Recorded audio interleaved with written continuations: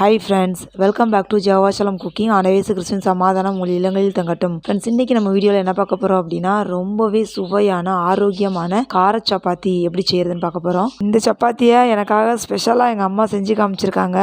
So தேங்க்யூம்மா, love யூம்மா. இந்த சப்பாத்திக்கு சைடிஷே தேவையில்லை ஃப்ரெண்ட்ஸ், அப்படியே வெறும் வாயிலேயே சாப்பிட்றலாம், அவ்வளோ டேஸ்ட்டாக இருக்கும். சப்பாத்தி பிரியர்கள் அப்புறம் காரமாக சாப்பிடணும்னு நினைக்கிறவங்களுக்கெல்லாம் இந்த சப்பாத்தி வந்து ரொம்ப பிடிக்கும். ரொம்ப சுவையானது, ரொம்ப ஆரோக்கியமானது, வேலையும் ரொம்ப எளிமையாக முடிஞ்சிடும் ஃப்ரெண்ட்ஸ். ஸோ இந்த வீடியோவை ஸ்கிப் பண்ணாமல் ஃபுல்லாக பார்த்துட்டு இதே ஸ்டைலில் நீங்கள் கார சப்பாத்தி செஞ்சு கொடுத்து அசத்துங்க ஃப்ரெண்ட்ஸ். வாங்க ஃப்ரெண்ட்ஸ், வீடியோக்குள்ளே போகலாம். வீடியோக்குள்ளே போகிறதுக்கு முன்னாடி சப்ஸ்கிரைப் பட்டனை கிளிக் பண்ணி கூடவே இந்த பெல் ஐக்கானையும் கிளிக் பண்ணி ஆளுங்கிற ஆப்ஷனையும் கிளிக் பண்ணிக்கோங்க ஃப்ரெண்ட்ஸ். அப்போ தான் நான் போகிற வீடியோஸ் உங்களுக்கு கன்யூஸாக வந்துகிட்டே இருக்கும். வாங்க ஃப்ரெண்ட்ஸ், சுவையான ஆரோக்கியமான கார சப்பாத்தி எப்படி பண்ணுறதுன்னு பார்க்கலாம். ஃப்ரெண்ட்ஸ், இந்த கார சப்பாத்தி செய்கிறதுக்கு கோதுமை மாவு 1/2 கிலோ நான் எடுத்திருக்கேன். ஸோ இந்த மாவு இப்படியே இருக்கட்டும். இதில் சேர்த்து பிசைகிறதுக்காக ஒரு மிக்ஸி ஜார் எடுத்துக்கிட்டு அதில் 10 பல் பூண்டு எடுத்துக்கோங்க. இது கூட சின்னதாக இருந்தால் 7 தக்காளி பழம் எடுத்துக்கோங்க, பெருசாக இருந்தால் 6 தக்காளி பழம் எடுத்துக்கோங்க.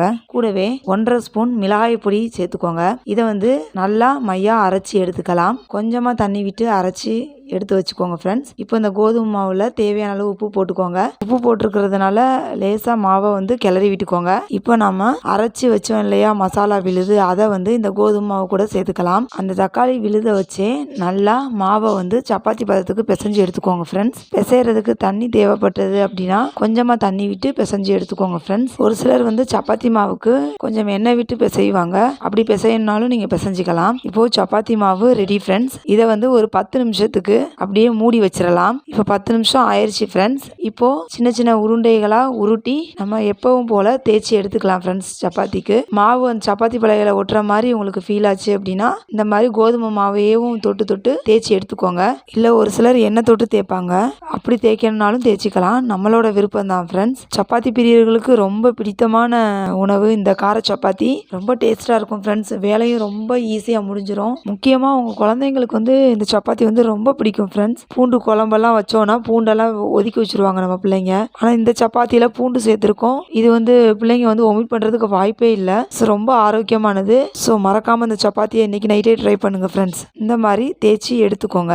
எல்லா உருண்டைகளையும் தேய்ச்சி எடுத்தாச்சு ஃப்ரெண்ட்ஸ். இப்போ இதை வந்து சப்பாத்தியாக போட்டு எடுத்துடலாம். தோசைக்கல்ல அடுப்பில் வச்சு தோசைக்கல் நல்லா காஞ்சதும் எண்ணெய் விட்டு இதை வந்து போட்டு எடுத்துடலாம். ஒரு பக்கம் வெந்ததுமா இன்னொரு பக்கம் திருப்பி விட்டுக்கோங்க. ஒரு பக்கமும் நல்லா வெந்துருச்சு அப்படின்னா நம்ம எடுத்துடலாம் ஃப்ரெண்ட்ஸ். சுவையான கார சப்பாத்தி நொடியில ரெடி ஃப்ரெண்ட்ஸ். இந்த மாதிரி எல்லா உருண்டைகளையும் நம்ம வந்து போட்டு எடுத்துக்கலாம். வேலை வந்து ரொம்ப எளிமையாக முடிஞ்சிடும். வழக்கமாக வெறும் சப்பாத்தி அப்படின்னு சொல்லி நம்ம பிள்ளைங்களுக்கு கொடுத்தா அவங்க வந்து சாப்பிட்றதுக்கு யோசிப்பாங்க. ஸோ நீங்கள் இந்த மாதிரி கார சப்பாத்தி அப்படின்னு சொல்லி வெரைட்டியாக செஞ்சு கொடுத்தீங்க அப்படின்னா பிள்ளைங்க வந்து ரொம்ப விருப்பப்பட்டு சாப்பிடுவாங்க ஃப்ரெண்ட்ஸ். சுட சுட கார சப்பாத்தி நொடியில ரெடி. ரொம்ப சாஃப்டாக இருக்கும் ஃப்ரெண்ட்ஸ். இதில் சோடா உப்பு எதுவுமே போடலை ஃப்ரெண்ட்ஸ். பாருங்க எவ்வளோ சாஃப்டாக இருக்குன்னு. சாப்பிட்றதுக்கும் ரொம்ப அருமையாக இருக்கும் ஃப்ரெண்ட்ஸ். ரொம்ப மிருதுவாக இருக்கும். சைடிஷ் எதுவுமே தேவையில்லை ஃப்ரெண்ட்ஸ். அப்படியே சூடாக சுட சுட எடுத்து சாப்பிட்றலாம். ஒருவேளை நீங்கள் விருப்பப்பட்டீங்க அப்படின்னா சைடிஷ் வந்து தேங்காய் சட்னி வச்சுக்கலாம். அது நல்லா சூப்பராக இருக்கும். ஸோ ஃப்ரெண்ட்ஸ், இந்த வீடியோவை ஃபுல்லாக பார்த்துட்டு இதே ஸ்டைலில் கார சப்பாத்தி இன்னைக்கு நைட்டே செஞ்சு கொடுத்து அசத்துங்க ஃப்ரெண்ட்ஸ். ஓகே ஃப்ரெண்ட்ஸ், இந்த வீடியோ உங்களுக்கு நிச்சயம் பயனுள்ளதாக இருந்திருக்கும்னு நான் நம்புறேன். இந்த வீடியோ பிடிச்சிருச்சு உங்கள் ஃப்ரெண்ட்ஸ் அண்ட் ரிலேட்டிவ்ஸ்க்கு ஷேர் பண்ணுங்க. மறக்காம நம்ம ஜெகோவா ஷாலோம் குக்கிங் சேனலை சப்ஸ்கிரைப் பண்ணிடுங்க ஃப்ரெண்ட்ஸ். கூடவே இந்த பெல் ஐக்கானையும் அழுத்திக்கோங்க ஃப்ரெண்ட்ஸ். என்னோட கோலம் வீடியோஸ் நீங்கள் பார்க்கணும்னா ரங்கோலி பை சசிகலா ஃப்ரான்சிஸ் சேனலோட லிங்க் டிஸ்கிரிப்ஷன் பாக்ஸில் கொடுத்துருக்கேன். செக் பண்ணி பார்த்துக்கோங்க ஃப்ரெண்ட்ஸ். அந்த சேனலுக்கு உங்களோட பேர் ஆதரவு தாங்க ஃப்ரெண்ட்ஸ். உங்களை நெக்ஸ்ட் வீடியோ பண்ணுறேன். பாய் அண்ட் டேக் கேர் ஃப்ரெண்ட்ஸ்.